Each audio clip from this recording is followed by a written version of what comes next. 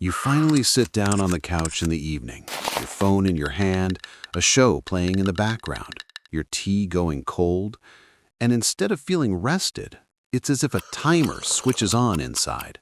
That's it. The day is wasted.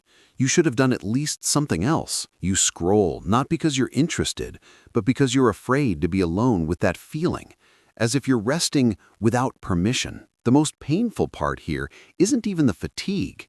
The pain is that rest feels like weakness, as if you first have to earn the right to simply be human. It's a strange deal you make with yourself. If I'm useful enough, I can be tolerated.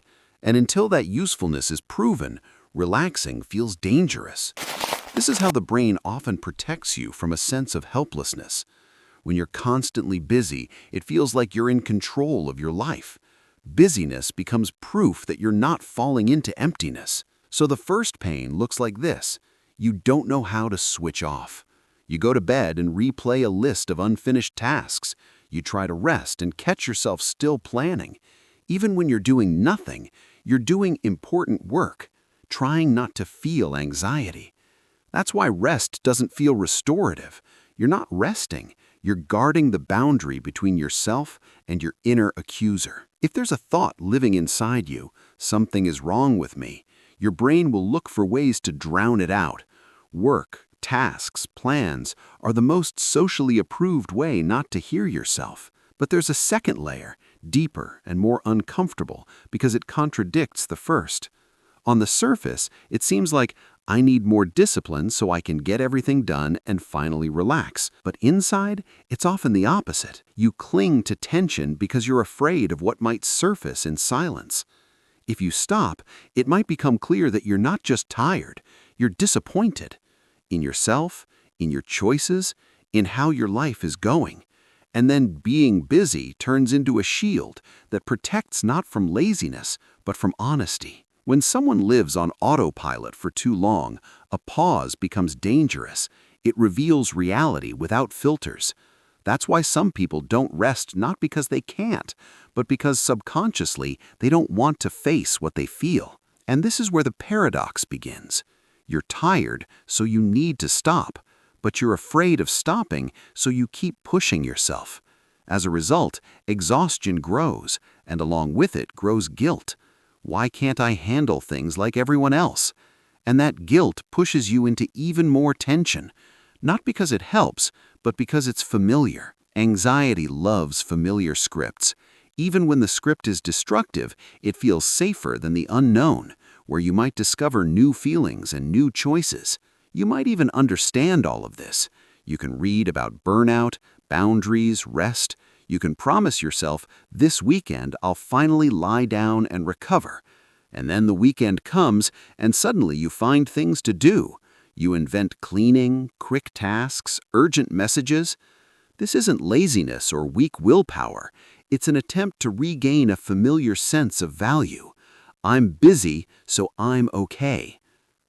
Awareness rarely changes behavior immediately, because habits don't run on logic, they run on emotional payoff. If tension gives an illusion of safety, the brain will choose it, even against your plans. At some point, an inner conflict appears.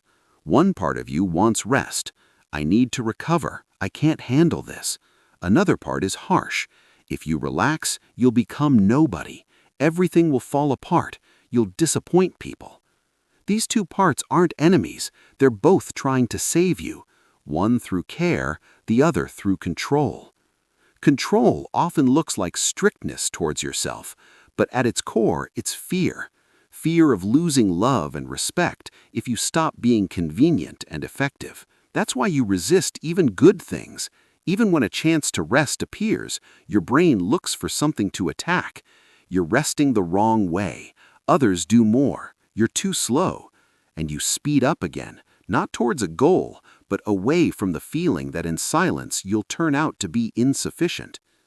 When self-worth is built on results, any rest feels like a threat, because rest is the moment when you're not proving anything. The turning point doesn't begin with learning how to rest correctly. It begins with a question. What exactly am I trying to prove when I don't allow myself to pause?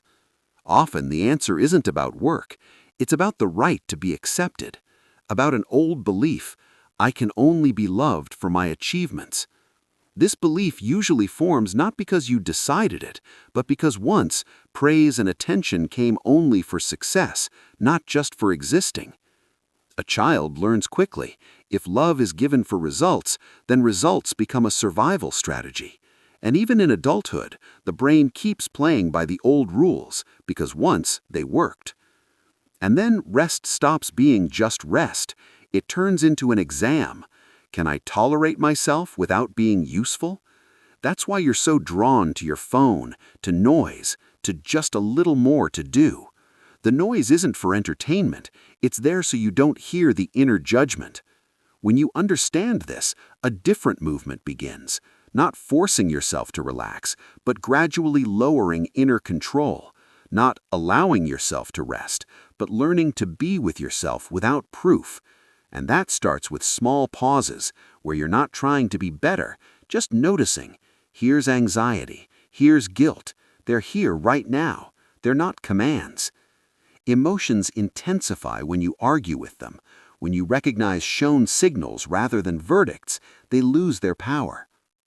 If nothing changes, the consequences don't look dramatic. They're insidious. You don't collapse all at once. You slowly empty out. You complete tasks but don't feel results. Joy becomes brief, like a flash. You finish something and immediately owe again. Relationships begin to feel like obligations.